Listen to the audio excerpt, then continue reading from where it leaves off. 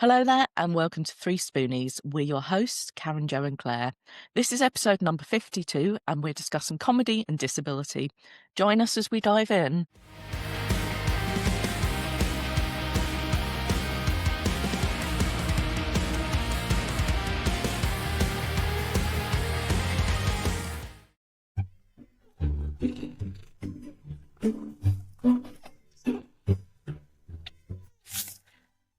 At Green Cat Books, we have a variety of books to suit all tastes, from preschool to young adult, and from poetry to fantasy.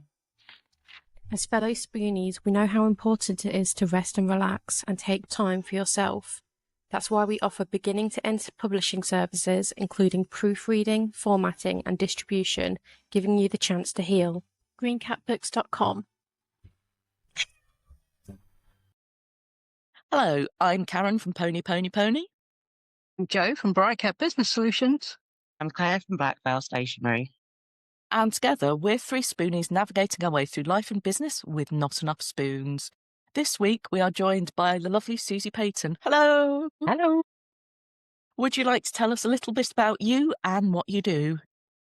Yeah, sure. Thank you for having me. I'm Suzi Payton. I'm an autistic ADHDer, and I'm a comedian, a speaker, author, and a coach. I'm ADHD. I like to do all the things all at once, which can be a bit confusing, but it's always good fun.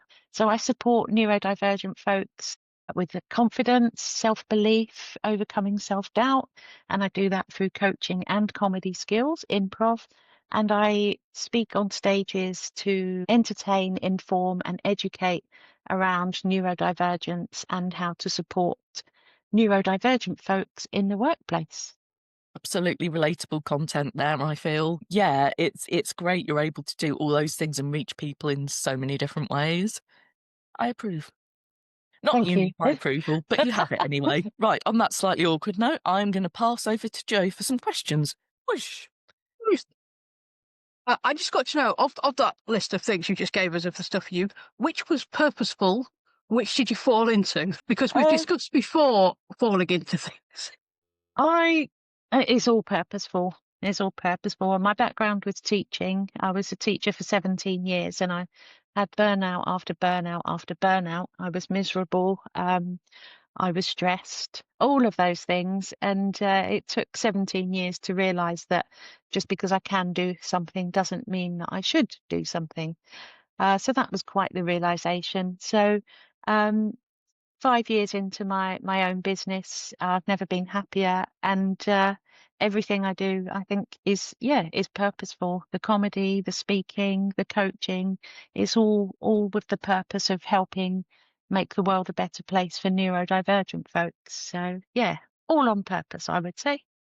We don't hear that a lot. We hear a lot of people of, well, I couldn't do this anymore, so I kind of fell into this.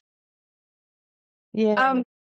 But yeah, that happens a lot. And yeah, as does the burnout with ADHD and autistic folks, as we all know, unfortunately. Also with teaching.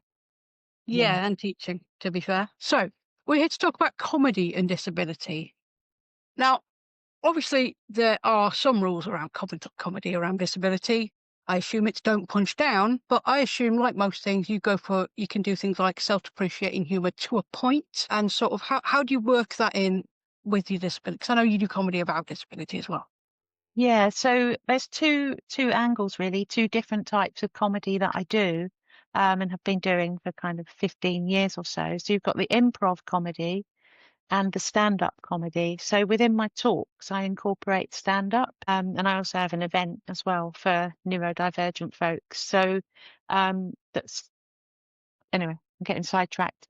So yeah, the stand-up comedy I incorporate into my talks. So they're educational, but they're also entertaining.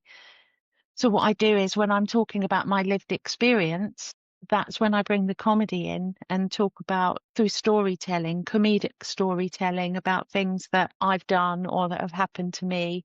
And I kind of use the storytelling approach to get people engaged, to get them laughing as well, so that they're a bit more open to some of the other stuff that I have to say, which is more serious and educational, and it's not all lighthearted. It's not, you know, I do an hour keynote talk, and it's quite a roller coaster, really. I talk quite openly about my issues with alcohol that began when I was about 13 because I was self-medicating. And then I kind of talk about how I haven't drunk a drop of alcohol for a year and a half and how amazing that's been. And then, like I say, interwoven with some of my stories around, I don't know, the time I was wandering around in London and I impulsively said yes to a woman who said, "Do you want to take part in a world record attempt?" And I, being ADHD, I just said, "Oh, yes, please." And then before I knew it, she'd kind of grabbed me, taken me up some stairs. She said, "Oh, it's for the most bikini waxes in 24 hours." And I was like, "Oh, A little bit. exactly." And then, but because I'm autistic as well, it's like once I've said I'll do something, You've got to do it. I've got to do it. So I didn't have much time to think, what am I doing? And then her next line was on live TV. Oh, Oh, Yes. So I was like, okay, let's just do it then. Let's just do it. And I did it. It was one of the first reality TV shows called The Salon, which I don't think any of you would be old enough to even know about. But it's on YouTube. It's there. Anyway, not my bikini wax. Well, I don't think it is. I have looked. There are episodes of The Salon on there, but I haven't had the patience to watch them all to see if I can see myself. So there you go. So that's where I bring the comedy into the talks. And then I also bring improv. Well, I deliver improv workshops for neurodivergent people online and in person. And that's just beautiful to see people playing, laughing, you know. And if there's that old stereotype where autistic people don't have a sense of humor, then these workshops smash that out of the park because Absolutely do. It might go somewhere random you're not expecting, but they absolutely do. exactly. And that's the beauty of improv. The more random and unexpected, the better. So it's a match made in heaven. What I also do is in my one-to-one coaching, if people want it, they can have the coaching and improv experience where they set their goals, set their intentions, whether it's to feel more confident, to be more confident speaking in groups, to quieten my inner critic, you know, whatever their goal is. And then we do improv games together, have fun, be silly. But people then really start to believe in themselves and think, actually, I can think on the spot, because a lot of the times our brains can freeze, can't they? And then, I The don't know. pressure I find. yeah. Yeah. If someone puts me on the spot with something, I'm just like, even if I Yeah. know it, You No. don't even know your name at that point. Exactly. I'm human, am I not? Yeah. Hello. But yeah, exactly. The pressure. So improv is a really safe and brave space. In order to feel that pressure, take a breath and know that something will come. You just got to look around you and just say something, you know, that's in your environment. But in improv, you're never on your own. So your scene partner will, if you are really stuck and your brain has gone on a little holiday, your scene partner would hopefully pick up on that and say something else to you for you to respond to. So it's that self-trust, and the trusting in other people is something that you can be very hard to do, but through improv, it can be fast-tracked in a way. Yeah, I'd agree with that. I mean, the reason there is three of us, other than none of us would have the guts to do this alone, is we're all neurodivergent and we've all got brain fog. So eventually, if they do, the brain just goes. And yeah, it's like, and I'm going to pass over to somebody else to ask a question. Yeah. Mid-sentence saying something, it's like, and it's gone. Yeah. Yeah. It's Really? going, I had a thought, please hold on to it until this person's finished their sentence. It's like, no, it's gone. I think it can also, improv can allow for that bit that I've often had, like the flamboyant introvert thing. Like, I love doing drama and things. But if you said, right, everyone listen to what Karen's going to say now, I go, Yeah. I think it's giving yourself that permission to say, do you know what? Get up there and sort of in a way feeling slightly removed from the situation because you're part of a group and you're doing a thing and it's a performance, and that oddly can feel safer than getting up there with something where it's just you, if that makes sense. Yeah, absolutely. And it's embracing, like, the three golden rules are listen, accept, and commit. So listen to what the person says to you, accept the reality. So if I said to you, Karen, hi, Jeffrey, when we go to space tomorrow, I'd like you to bring some sandwiches. Then you, as Jeffrey, yep, I'm Jeffrey now. And yep, we're totally going to space. And whether you want to bring the sandwiches or not, well, that's up to you. You know, that could be a little bit of conflict if you're like, I've done it before, I'm not doing it again. So it's that commitment. If you've got the commitment, which is just saying something like you believe it with confidence, then we can kind of remove ourselves from the pressure being on us, because the more commitment, the better, really. It covers up a multitude of things. Same like when you've got improv and everything, you've got someone else to bounce off. I assume when you're speaking or if you're doing stand-up comedy, you're on your own. How do you deal with that? Or is it? I say, have you got a script? But if you've got ADHD, you're probably going off on a tangent every so often anyway. Yeah. So yeah, how do you have like bullet points of this is what we're discussing? Yeah, so I have a presentation with some bullet points to keep me on track, because you're absolutely right. I do go off on tangents, which is part of the beauty of it, because they're seeing, you know, an ADHD. I mean, one bit of my feedback is really good, but one bit that really intrigued me was bit chaotic. Right, yeah, good.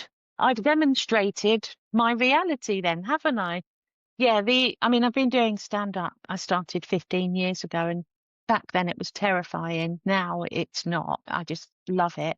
And how do I cope? I incorporate the improv. So if somebody does have a question or does want to shout something out thinking they're funny, because that can happen in conferences as well as comedy clubs, I use it. You know, I accept and I kind of incorporate what they're saying into it. You know, like, and even I was talking about sensory issues and the noises of motorbikes. Really, like, I hate it. And this guy, in a talk I was doing, I wasn't picking on him because I don't pick on people because that's awful, but he was up for a laugh. And they were like, oh no, and he's got a motorbike. And I was like, you're joking, you know, like having a pretend argument with him. So yeah, it was scary back when I started, but now it's very different. Yeah, it's like when we first started networking, it was the worst thing ever. Or when we first started doing any talks, it was the worst thing ever. But you get used to it until you stop and then don't do it for a year and a half. Then you never do it again. But yeah, I mean, the very first networking event I went to, and it's like stand up, tell us who you are and what you do. Again, I've no idea now, but since I Yeah. just started, I really had no idea. But yeah, I'd imagine it's sort of similar thing. It's something it gets better with time. You've got to get used to it, and you've got to mentally prepare yourself for a back and forth with somebody if somebody's keen. Yeah, and I mean, that comes naturally to me now because I've done so much improv, and that's why both of them complement each other so much. Like, so many stand-up comedians are in their own in their own head. They've learnt their script, which is fine, but there's always going to be a moment where you forget your script or somebody drops a whole load of glasses, you know, in a comedy club environment. Or you do get an idiot shouting out thinking they're funny because they're drunk and they think they're the funny one. So being able to deal with them and confidently shutting them up is quite a skill. But it takes time, but it's doable for everyone as well. What is it that got you I into would, doing stand-up? That's probably about 16 years ago. I was kind of teaching, but it wasn't in a school, so it was ideal. And it was an educational organisation where I'd go into primary and secondary schools teaching small group courses, loss and separation, friendship skills, you know, assertiveness skills, all of that. And the lovely people I worked for said, oh, go and find a course if it's going to help with your work and we'll fund it. So I found an improv comedy course in Brighton, and I was living in Eastbourne at the time, so not too far. I thought, that sounds fun. Didn't really have a clue, really. Went along, and it was a massive group, probably about 20. That's massive to me. And we're all Huge. standing in this big circle, and it was like, you know, it was a warm-up game. You had to say your name with an adjective and an action. So, and I just thought, I need to run away. I thought, I can't run away. I can't. So I did it. Anyway, a few more warm-up games, felt a bit more comfortable. My first scene, I was sitting back for ages, and they were like, come on, it's your turn now. I was like, but I've never done it before. And they're like, come on. And I improvised a scene in a graveyard with somebody else, and I just got straight into it. And everyone laughed, and I was like, this is fun. And that's how I got hooked on improv. Dopamine. Yeah, like, exactly. It was like heaven. And so many people on the course were stand-up comedians. And I was like, oh, okay, I'll give that a go then. So I went and did a weekend course in London. Like I say, it was terrifying, the first gig. Well, the first 10 probably. And that was how I got hooked on the whole comedy thing. And it's been life-changing. So I'm so glad I did. The way the path life takes you on sometimes. Yeah, it's totally meant to be. And as you say, anyone can do it, including anybody disabled, neurodivergent, anything like that. You got any tips for anyone wanting to start? Wanting to start. So, I mean, the first thing would be to find a class. I do a few online sessions, which are even more accessible sometimes because in terms of mobility, although the venues I use are wheelchair accessible as well. So, but what I would do, if you find a class, I would just get in touch with them and ask about their experience with neurodivergent or disabled people, just to get a feel for things, because it can be a very intimidating experience as well if it's not managed well. But I would just say, find a class, go for it, and just embrace it. You don't have to be a funny person. Some people think, oh, but I'm not funny or quick-witted. Well, with improv, you don't need to be, because pauses, you know, in your mind, you're like, I don't know what to say. But for the audience watching, they're like, where's this going, with a pause? So that's good. And also, people that try to be funny doing improv, it really doesn't translate. It's really cringy. It's much better to have the humour just come naturally when you're not pressuring yourself. I've got to say something funny, you know, because that doesn't help. So it's about relaxing into it. But I would say if you've got a sense of fun, a sense of curiosity and adventure, then go for it, because the benefits outweigh the initial nerves. It will be nerve-wracking, of course it will, but the benefits, you know, improve confidence, self-esteem, dopamine, endorphins, connection with other people, laughter, you know, decision making. It's all there. It's the whole thing. It's amazing. Imagine it helps keep your brain sharp as well. Yeah, and if you do an improv workshop, especially for the first time, you will be very tired afterwards, but in a good way, because it really is like a brain workout as well. Yeah. Should we pause for a brief moment for Spoonsful of Loveliness? Here's some lovely things from our sponsors. Imagine growing your business with a team that's skilled, dedicated, and often overlooked. At Ablepreneurs, we connect small businesses with incredible talent, professionals who bring creativity, reliability, and a fresh perspective to every project.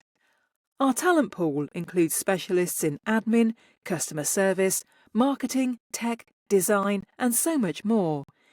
Every individual brings unique strengths and real passion for what they do. When you partner with Ablepreneurs, you're not just filling a role, you're opening the door to innovation, inclusion, and long-term success. Ready to transform your workforce? Visit ablepreneurs.co.uk and discover the talent you've been missing. If you're a neurodivergent entrepreneur who's exhausted by hustle culture, I want you to know there is another way. The Anti-Hustle Hub is a supportive online community for neurodivergent business owners who want to work with their brains, not against them.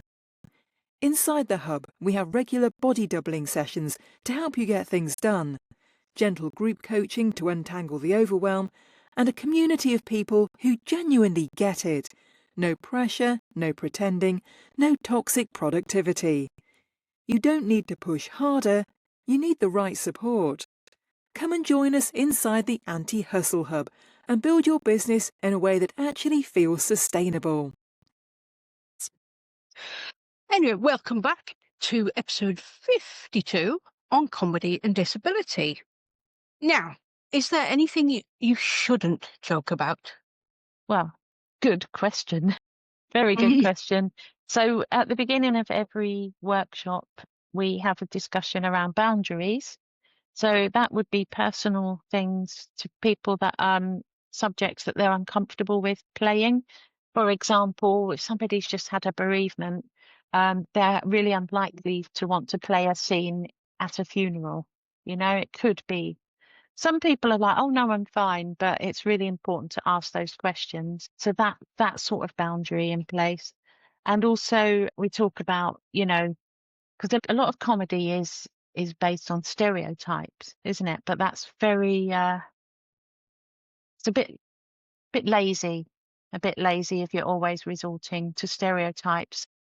Again, we have these discussions, you know, in terms of accents and things. It's okay to do accents, but I mean, if you're not that experienced, I probably wouldn't go for an accent, you know. Bad accents. if you're nervous, you know, and you're doing an accent, you're in front of other people, you might then panic and go to a stereotype, which is just not funny and it's just not appropriate. So there are always fine lines because it's comedy, but what I want in my workshops is for people to feel safe and comfortable. And of course, people will say things that are going to upset other people. So I always say, look, if somebody said something, please bring it up. You know, we can always change ideas. This is improv. You know, there's infinite possibilities. We don't have to go, you know, with one idea. So we tend to have that conversation so that we don't, well, traumatize people or offend. Thing is, like being a gay woman, I could quite easily be like a stereotype, whatever that is. I don't think there even is one anymore, like the old-fashioned stereotype. There's two, but I don't think either of them reply anymore. No. But so yeah, if you are the stereotype, I think it's okay, you know. But if you're not and you're so far removed from it, then I would steer clear, and we have that conversation. It's a good way of working through it. I like that. Ladies, do either of you two have any questions? Did have another one, but I forgot to write it down, so I don't remember it. It's not entirely a question, but I was going to mention beanbag gigs. I don't know if Claire and Joe, you've come across these at all. No. It's something my sister introduced me to because she does stand up, and it sounded horrendous when she first mentioned it. And it's not sitting in a beanbag to watch comedy because that might be all right, depends on your. Do that. The idea is, you know, the little beanbags you get in PE, and you throw them at the stage if a joke isn't funny. And at first I was like, oh gosh, that's awful. But actually the way it was most often used, sometimes it was like, oh, that's a bit of a cheesy joke. But most often it was like, yeah, no, that was a bit gross. Didn't like that. My humour is very dark and just dark. Yeah, my humour's wrong and dark. You're allowed to joke with my husband. Yeah, I It's too dark. I joke with my husband about things, and I've got a couple of friends. We send each other memes that we find that are wholly inappropriate sometimes, and I'm just like, even I have to question myself. I'm like, yeah, there's a seat in hell for me for this. You know, shouldn't have laughed at that, but I did, and I shared it. I think knowing your audience, very absolutely important. Yeah. And often the people that will be most offended may not be the people affected. I do find a lot nowadays, people get offended by things for the sake of other people. When Yeah, those people aren't usually offended, usually. yeah, and but most of the time, the person that you think is going to be offended isn't actually offended. They're just like find it quite funny and it amoves him. Whereas everyone else is like, I don't know. That's a whole other tangent to go off on. That is a whole other tangent. But yeah, speaking of my husband, he jokes at work with people and they tell him it's horrific. How does your wife manage? I feel so sorry for her.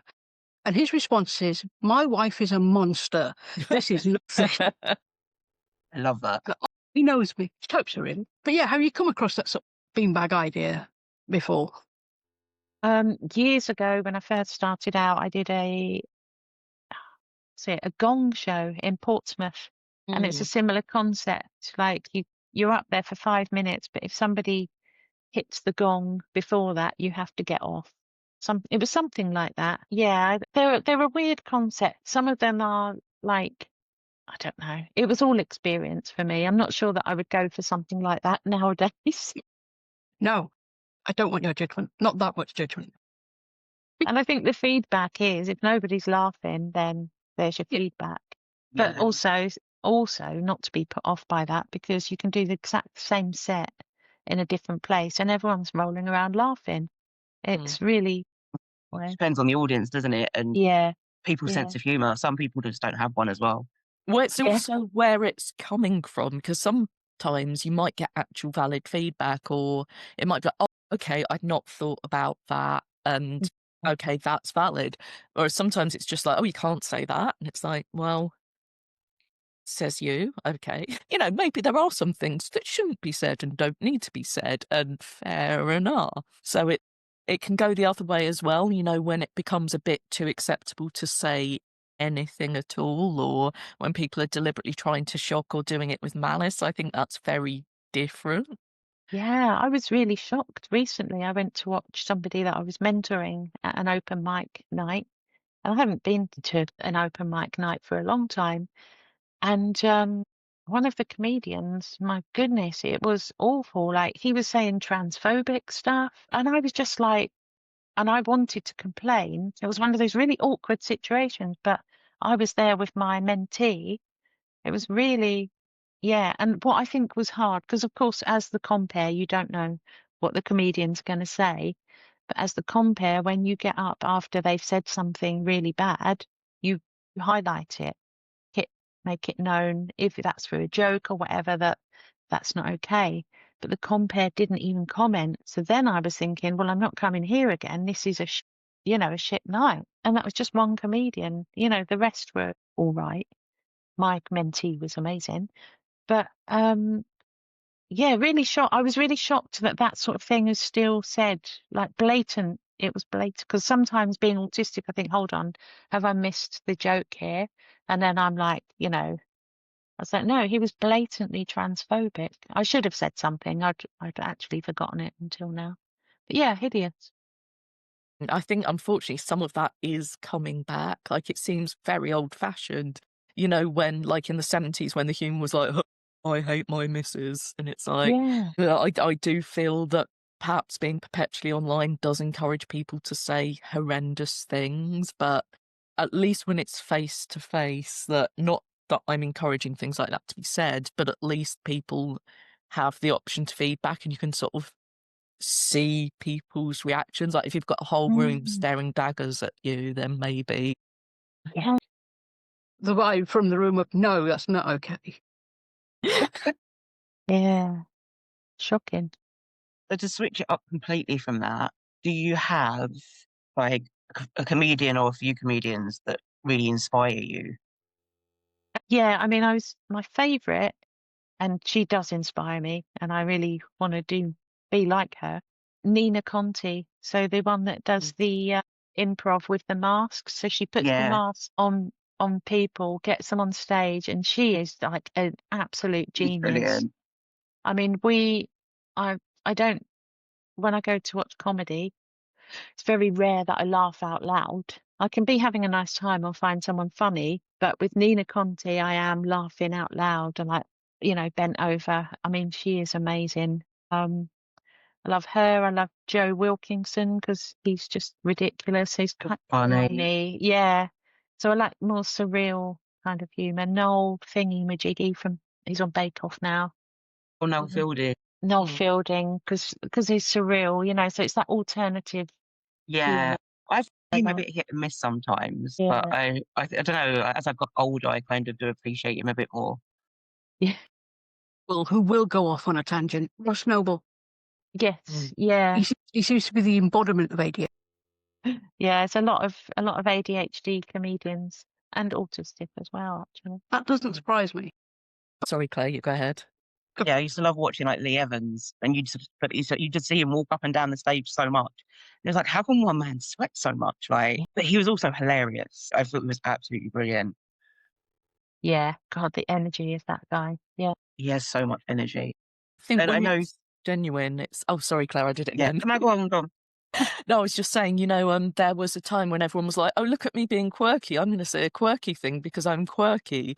And I began to hate the word quirky because anything that was described as quirky was like that. And it's like, oh, I was born. Lol, look at me. Now I exist. It's like, oh.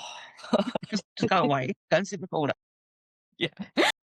Like that, I would like someone to come on and go, no, go sit in the corner and think about what you've done. Like, whoever the next act is. Do you like watching Jimmy Carr when he gets hecklers? Because I think he's good. he is brilliant at just handling them so well. We've seen him twice live now, and even on the night, people that will kind of think they're all being clever to kind of come at him with different things, and he just takes every single one down, and it's just priceless. Yeah. Yeah. There's no point trying to, I mean, you know, do it for a laugh to see what you get, but don't try and be funny with it and get one up because you never will. Yeah, Never. Yeah. it is fun to watch. It's a job. It's just like the quick-wittedness of like how people can come back on things, and it's just, oh, yeah, I find that incredible. Yeah. And that's where the improv and the stand up really interconnect really well. Because if you take the concept of yes and, you know, the acceptance in improv, and you say yes and, so if they're like, oh, you're a crap comedian, huh? And then you'll be like, yes, and I'm up here and you're down there, you know, or something like that. So it's a real kind of match, the yes and, which is what Jimmy Carr will be doing. He'll be like yes and his brain will be like blah blah blah. But yeah, he's good at that. He's very good. How do you bring all this into your coaching? So yeah, so the improv and the coaching basically is mixed. So we start off as you would in any coaching session, like what would you like to focus on this week? A recent client was he wanted to feel more comfortable and confident in social situations when there was more than one, you know, like in a group situation. And he was very anxious, which used to then impede on his brain because he couldn't then say what he wanted to say. And then his inner critic would be like, oh, you're just so rubbish at this. You know, why do you bother trying to meet people? Everyone will think you're, you know, you've got nothing good to say.